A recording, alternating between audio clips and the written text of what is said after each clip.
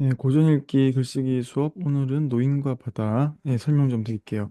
노인과 바다는 어니스트 헤밍웨이가 쓴 거고 되게 번역본이 많이 나와 있어요. 그 노인과 바다는 영문학에서 되게 중요한 위치를 차지하고 있는 책 중에 하나고 영문학과 가면은 그 배우는 책 중에 하나가 이제 그 셰익스피어 작품들 좀 많이 보고 노인과 바다도 특별한 간결한 문체로 많이 유명하기 때문에 좀 많이 공부를 하는 걸로 그렇게 알고 있습니다. 노인과 바다. 되게 유명한 작품이죠. 어니스트 헤밍웨이가 쓴 책인데 이 사람은 이제 20세기에 살았던 미국의 소설가고 어, 하드보일드 문체로 되게 유명해요. 하드보일드라는 게 어떤 거냐면 뭐 앞에서 폭탄이 터져서 사람은 막 팔다리가 날아가고 막 이런 거를 그냥 되게 담담하게 서술하는 거예요. 무미건조하게. 그러니까 뭐 되게 막 서술이나 묘사가 그 손에 잡힐 듯이 엄청 그 상세하게 한다기보다는 되게 무미건조하고 담담하게 하는 거를 하드보일드 문체라고 하고 오히려 그런 담담한 표현 속에서 그 진실을 발견할 수 있다. 내지는 어떤 사람의 그 감정이나 이런 것도 담담하게 그냥 겉모습만 서술을 해도 알 수 있다는 거죠. 그 예를 들어서 자기 아내가 죽었어요. 근데 어떤 남자가 들어와가지고 그 조용히 코트를 벗어서 침대 한쪽에 놓았다. 뭐 이런 건 그냥 쓰는 건데 그런 거에서 이제 그 사람의 감정을 볼 수 있다. 이런 걸로 보시면 돼요. 그래서 뭐 구구절절하게 아주 친절하게 쓰는 글은 아닌데 오히려 더 간결하고 또 그만의 또 멋이 있는 그런 문체가 해밍웨이의 문체입니다. 되게 유명해요. 유명하고 개인적으로는 네 번 결혼을 했었고 어, 이런 작품들을 썼습니다. 그 해밍웨이는 소설가이기도 하지만 실제로 특파원으로 전쟁 때 막 파견되고 막 그랬어요. 스페인 내전 되게 유명한 전쟁인데 그 스페인 내전 같은 데도 참 그 들어가서 그 안에서 이제 취재를 하기도 하고 그런 여러 가지 일들을 했던 아주 행동파였고 얼굴을 보면 알겠지만 젊을 때 엄청 잘생겼었어요. 잘생겼고 그 사람들이랑 싸움도 많이 하고 사냥 이런 거 되게 좋아하고 되게 남성적인 그런 성격으로 알려져 있고 또 결국은 또 자살을 해요. 이 분의 그 집안 사람들 좀 자살을 하고 좀 그런 정신적인 문제가 있었던 집안이라 또 생을 마감은 좀 그렇게 했죠. 가장 유명한 작품은 뭐 누구를 위하여 좋은 논리나 무기여 잘 있거라 노인과 바다 등이 있고 노인과 바다가 가장 짧고요. 나머지 두 개의 작품은 굉장히 긴 장편 소설입니다. 자, 노인과 바다. 여기 노인과 바다는 처음에 시작을 하면 늙은 어부 산티아고가 나와요. 이 산티아고는 84일 동안 배를 끌고 낚시를 하러 갔는데 고기를 한 마리도 못 잡은 거죠. 보통은 어떻게 되죠?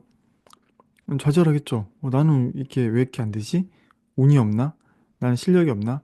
하고 좌절할 법도 한데 이 늙은 어부는 딱히 뭐 그런 결과에 일희일비하지 않아요. 왜냐하면 이전에 87일 동안 못 잡은 적도 있었어요. 그래갖고 87주 못 잡다가 몇 주간 또 엄청 많이 잡았던 경험도 있고 그 노인이기 때문에 그런 여러 가지 경험이 있다 보니까 크게 개의치 않고 또 나갑니다. 또 나가서 오히려 더 먼 바다로 가요. 먼 바다로 가서 큰 고기 한번 잡겠다고 그렇게 가면서 이제 다랑어를 잡죠. 다랑어. 근데 다랑어가 목적이 아니고 다랑어를 잘라서 그냥 미끼로 씁니다. 미끼로 써서 커다란 그 청새치를 이제 낚시를 잡게 되는데 문제는 이 청새치가 너무 크고 그 힘이 세기 때문에 낚시에 걸렸다고 바로 잡을 수 있는 게 아니에요. 그래서 이 청새치가 바다 깊이 들어가서 배를 끌고 다니다가 툭 하고 이제 그 낚싯줄이 끊어질 수도 있고 그러니까 허탕을 칠 수도 있는 거죠. 그리고 혹은 뭐 이 청새치가 너무 배를 끌어당기다가 배가 부서질 수도 있는 거고 노인이 바다에 빠질 수도 있고 되게 위험한 상황인데 어쨌든 혼자서 이 청새치랑 그 낚싯줄을 붙들고 사투를 벌여요. 그러니까 먼저 지치는 쪽이 죽는 거예요. 지는 거고 그런 상황이 되고 마침내 청새치를 잡게 되는데 작살로 꽂아서 이제 잡는데 이 청새치를 어디 둘 데가 없으니까 워낙 커가지고 배 위에 올려놓을 수가 없는 거예요. 그러니까 배 옆에다가 묶어서 가는데 그 거대한 청새치가 묶여 있으니까 어떻게 되겠어요? 육식 그 하는 물고기들이 덤벼들 거 아니에요. 이 상어 떼가 옵니다. 상어가 한두 마리가 아니라 여러 마리가 덤벼요. 그래서 이 노인이 작살로도 공격하고 뭐 들고 있던 노로도 때리고 막 몽둥이로 때리고 하면서 어떻게든 상어들을 몰아내긴 하는데 상어가 한 입 물고 뚝뚝 떨어져 버리면 이게 결국은 다 먹히는 거니까 마지막에는 결국 뼈만 남아요, 뼈만. 그 힘들게 허탕치다가 청새치를 잡아왔는데 뼈만 남는 거예요. 그 뼈만 남아서 사람들이 재보니까 엄청 큰 거예요. 와, 이렇게 큰 걸 잡다니 했는데 노인은 또 개의치 않고 집에 가서 그냥 드러누워 잡니다. 자는데 꿈에서 사자 꿈을 꿔요, 사자. 사자라는 동물이 어떤 동물이죠? 뭐 백수의 왕이다. 100백자의 그죠? 짐승 숫자. 여러 동물들의 무동물의 왕인데 그 그런 삶을 살았던 거예요. 이 할아버지는 결과적으로 청새치를 잡지는 못했지만 그 청새치를 온전한 청새치를 가져오진 못했지만 청새치와 싸워서 이겼고 그런 자기 삶의 어떤 커다란 목적이나 의미를 성취했다는 거예요, 이 사람은. 그러니까 사자 꿈을 꾸는 거예요. 멸치나 이런 꿈이 아니라. 그런 좀 의미가 있고 되게 이런 식으로 작품 곳곳에 보면은 작가가 의도한 어떤 그 상징적인 그런 대화들이나 그런 표현들이 많이 있어요. 그래서 이 책은 한번 원문을 꼭 이렇게 읽어보기를 추천을 드리는 책입니다. 그 안에 책 내용들 몇 개만 좀 보도록 할게요.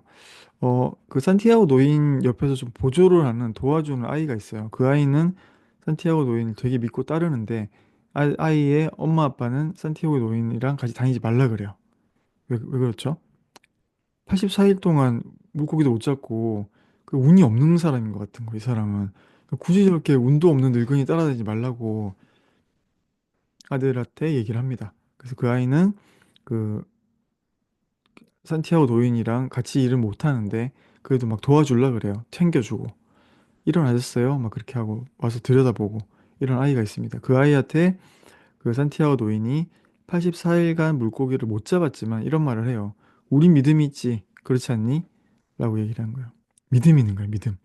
자기가 하는 일이 지금 당장 어떤 결과나 이런 게 없더라도 그에 대한 믿음이 있는 거예요. 자기 삶에 대한 어떤 방향성, 그게 확고한 거죠. 그런 이야기를 하고 물고기를 잡으러 가는 거예요. 앞날을 누가 알겠어? 어쩌면 오늘은 운이 좋을지 몰라. 모든 날은 새로운 날이니 말이야. 우리는 그 살아가면서 그동안의 경험을 바탕으로 오늘을 정의하는 경우가 많아요. 그러니까 그동안 내가 안 됐으니까 나는 원래 그런 사람이지 뭐 하면서 이렇게 안 되는 것처럼 생각하고 포기하는 경우가 많은데 이 산티아고 노인은 정말 불굴의 집념을 가졌어요, 이 사람은. 그래서 지금까지 안 됐더라도 오늘은 또 될 수도 있잖아. 오늘은 운이 좋을 거야. 하면서 모든 날은 항상 새롭다라고 하면서 바다로 또 나섭니다. 물고기 잡으려고. 이제는 오직 한 가지만 생각하면 돼. 나는 그 일을 위해 태어났어. 라고 노인이 혼잣말을 하는 장면인데, 이 산티아고 노인이 야구를 되게 좋아해요. 실제로 그 해밍웨이도 쿠바에서 살았는데, 쿠바 사람들 야구 엄청 좋아하거든요. 그래서 그런 좀 배경도 좀 있고, 어쨌든 이 산티아고 노인한테 어떻게 보면 해밍웨이가 자기 자신을 좀 투영시킨 거예요. 산티아고에. 왜냐하면 해밍웨이가 누구를 위해 좋은 울리나 뭐 이런 책으로 엄청난 성공을 거뒀는데 그 뒤에 발표하는 책들이 그리 또 잘 되질 않아요. 뭐 작가가 쓰는 책이 잘 될 때도 있지만 그렇지 않을 때도 있으니까. 근데 그런 것들에 자기 자신이 엄청 괴로웠겠죠. 어, 창자의 고통도 있고. 근데 내가 할 일은 이거야. 집중하자. 이렇게 하고 해밍웨이도 자기 자신을 다스리면서 글을 썼을 건데 그와 마찬가지로 이 노인도 이 물고기를 잡을 때 오직 한 가지만 딱 생각하고 나는 이 일을 위해 태어났으니까 하겠다. 이런 집념을 가지고 계속 하게 되죠. 그래서 이게 실제로는 그 산티아고 노인이 야구를 되게 좋아하는데 그거 이제 생각을 끊고 이제 그런 생각 하지 말고 이 일을 할 때 집중하자 하고 자기 스스로 되뇌이는 그런 장면입니다. 그 아이는 여기 없어. 오직 너 자신뿐이야. 이것도 이제 자기 자신한테 한 독백인데 그 아이가 산티아고를 도와주는 아이가 있었다고 했잖아요. 그 아이가 옆에 있었으면 얼마나 좋았을까. 성세씨를 잡았는데 얘가 너무 힘이 센 거예요. 그래서 이게 두 손으로 낚싯줄을 꽉 붙잡고 있다 보니까 물도 못 마시는 거예요. 물도. 배고픈데 뭐 이렇게 먹을 수도 없고. 그런 상황이에요, 지금. 그때 누가 옆에 있었으면 좋겠는데 나 자신뿐이다. 내가 이 일을 해야 된다라고 계속 되뇌이고 있는 그런 장면입니다. 우리가 어떤 일을 할 때 세상을 살아갈 때도 결국은 나 자신뿐이 없어요. 궁극으로 가면. 분명히 주변에 도움은 있어요. 부모님들이 도와줄 수도 있고, 뭐, 친구들이 자극을 줄 수도 있고, 누군가가 금전적인 지원을 해줄 수도 있어요. 하지만 결국은 어떤 일을 할 때, 어, 그 일을 하는 주체는 오직 나 자신뿐이다. 라는 이야기입니다. 너를 사랑하고 아주 존경해. 그렇지만 오늘이 가기 전에 너를 죽일 거야. 난 너처럼 크고 아름답고 심착하고 고상한 녀석을 평생 본 적이 없어. 형제여, 어서 와 나를 죽이렴. 나는 누가 누구를 죽이든 신경 쓰지 않을 거야. 이것도 그 산티아고 노인이 청새치랑 사투를 벌이면서 청새치한테 하는 말이에요. 왜냐하면 이 청새치도 굉장히 그 강한 음, 녀석이고 그리고 이 자기 독립성이나 이런 게 엄청 강한 생명체인데 그걸 보고 이제 노인이 감탄한 거예요. 야, 얘는 젊었을 때 나랑 좀 비슷하다. 이 노인도 보면은 실제로 그 젊었을 때 팔씨름 대회에서 이기고 막 그래. 우승하고 그래요. 그 정도로 기운도 세고 이랬던 사람인데, 그러니까 이것도 해밍웨이가 자기 자신이 여기 투영한 거라고 보시면 돼요. 해밍웨이는 뭐 맨날 그 사냥하러 다니고, 진짜 청새치도 잡으러 다니고 그랬어요. 그래, 야외에서 이렇게 거친 활동하는 걸 되게 좋아했고, 남성적인 걸 되게 추구했는데, 그러니까 거대한 거, 힘센 거, 독보적인 거, 이런 걸 되게 좋아해요. 근데 그게 누구야? 자기 자신인 거예요.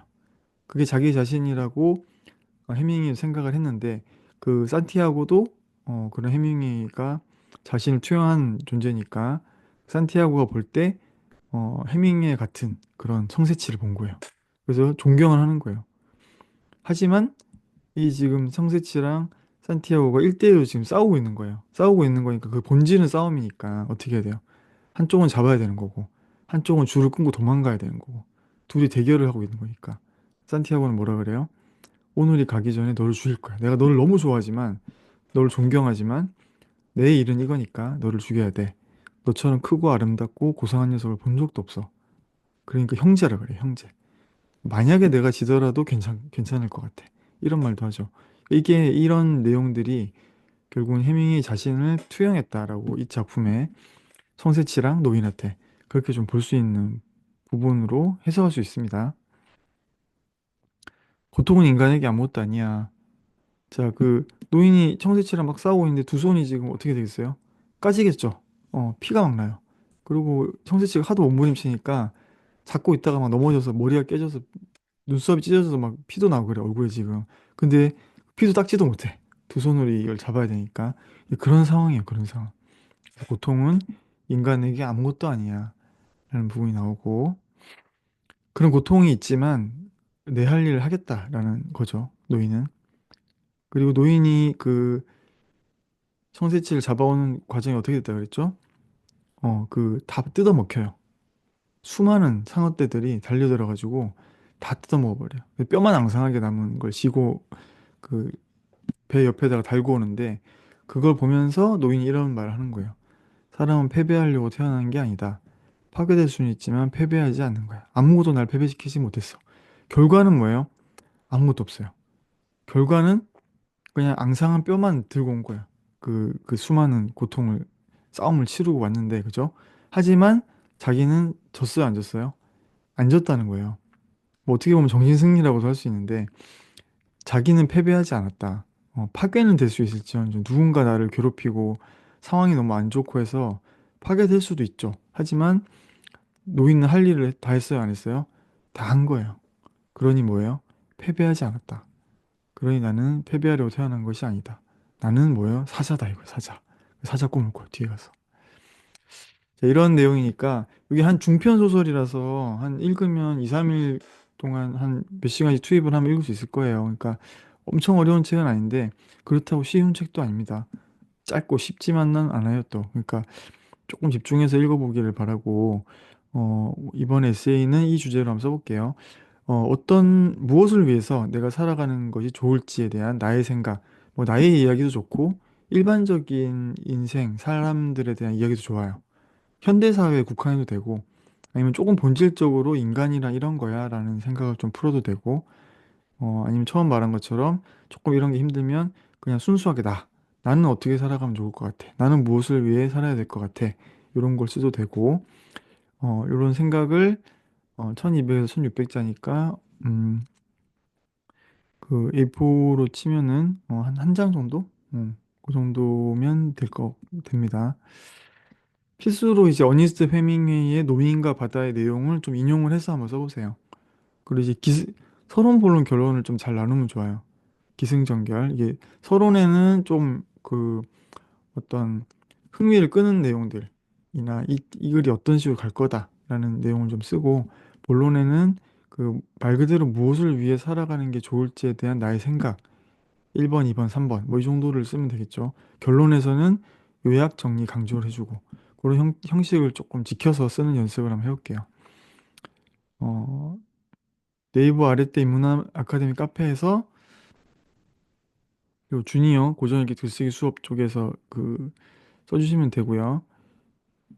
1, 2, 3주차 이렇게 하는 거 진행하시면 됩니다. 영상도 요 영상 시청하는 거에 후기글도 좀 작성을 하고요. 독서 인증글 어디까지 내가 읽고 있다. 2주차에는 독서를 완료했다. 그다음에 책 내용을 좀 요약해서 한번 작성을 해보고, 3주차에는 이메일로 과제를 제출하면 되겠습니다. 개인적으로 조금 일정이 다르신 분들은 거기 좀 맞춰서 하면 되고요. 자, 오늘은 여기까지 하고 노인과 바다 한번 꼭 읽어보고 글 한번 작성을 해보도록 하겠습니다. 네.